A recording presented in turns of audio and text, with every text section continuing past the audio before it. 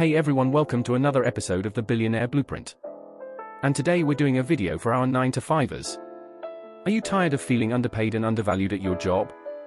It's time to take control of your career and negotiate the salary you deserve. Be ready to visit your local UFC to prepare yourself. I suggest mastering a chokehold when your boss gives you the budget excuse. But seriously, even though we want to push you to achieve great success, that doesn't mean it has to be done by starting a business. Not everyone is built for that kind of lifestyle, and we wish more channels were transparent about that fact. Well, luckily if you're a subscriber here, you can trust that we will always give you the unfiltered reality of a situation.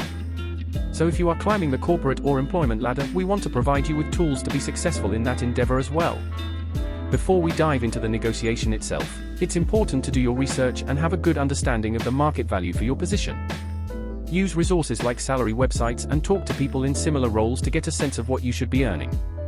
It's also helpful to have a clear idea of your long-term career goals and how a higher salary can help you achieve them.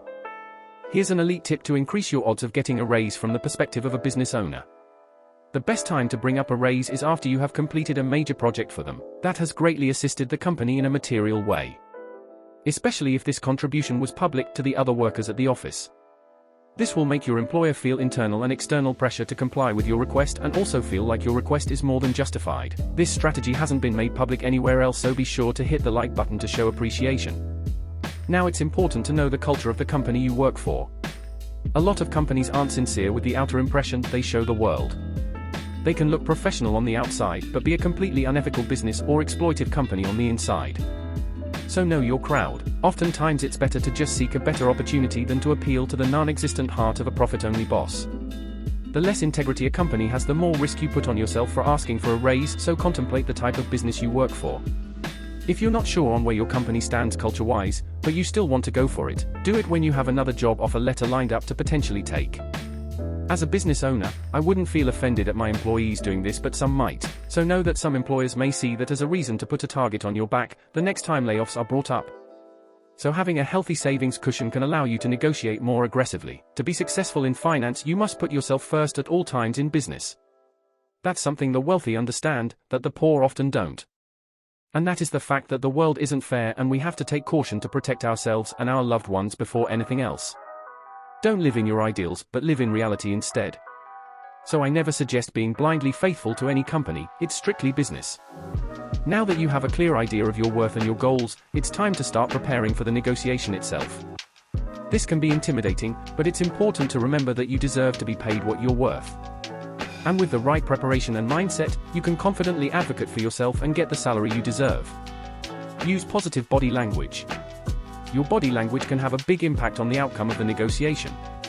Stand up straight, make eye contact, and use open, confident body language to convey your worth and determination. The psychological tactic is to raise the weight of the problem you solve for the company, as well as increase their confidence in you being the perfect person to solve it. Anything and everything in life that we do can be seen as a form of sales. Practice your pitch. Know exactly what you want to say and how you want to say it. This is your time to shine and show off all the amazing work you've done. Be sure to highlight your accomplishments and explain why you deserve a higher salary. Use specific examples and be prepared to discuss the value you bring to the company. Don't be afraid to negotiate.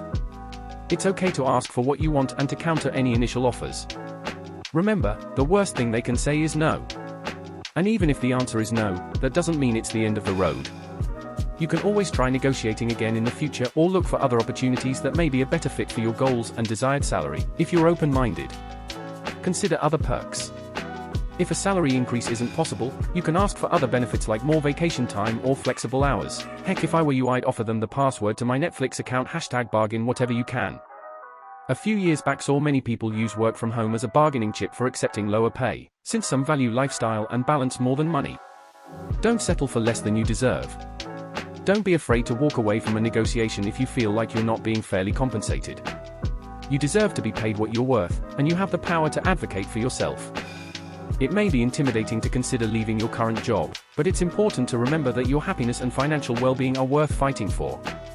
That's why it's our goal at the Billionaire Blueprint to provide you with all the tools for success so that you always have alternative options to make money. So if you're new here, be sure to subscribe, we upload daily. And activate all notifications as well, since YouTube thinks the subscribe button is just a social construct and won't notify you otherwise. Be prepared for common objections. Your boss may have a variety of reasons for not wanting to increase your salaries, such as budget constraints or a lack of available funds. It's important to be prepared for these objections and have counterarguments ready. For example, if budget constraints are an issue, you could suggest ways to save money in other areas or propose a temporary pay increase with the understanding that it will be revisited in the future when the budget allows. To be honest, the best chance to get a raise is when you negotiate your salary at the beginning of employment. Don't take any employment contract that doesn't have an inflationary clause that gives an inflation-beating raise rate annually. Of course, this advice isn't for entry-level workers but for people working skilled jobs and trades. Be prepared to follow up. If your initial request is not successful, don't be afraid to follow up and continue advocating for yourself. You can schedule a meeting to discuss the issue further or send an email highlighting your value and the specific ways in which a higher salary would benefit the company. Negotiating a higher salary can be nerve-wracking, but it's also an empowering and exciting opportunity to take control of your career and get the pay you deserve. So don't be afraid to speak up and negotiate for what you want. With the right preparation and mindset, you can confidently advocate for yourself and achieve your career and financial goals. We hope these tips were helpful and give you the boost of confidence you need to tackle salary negotiations with grace and determination. You have just downloaded another piece of the Billionaire Blueprint. Until next time.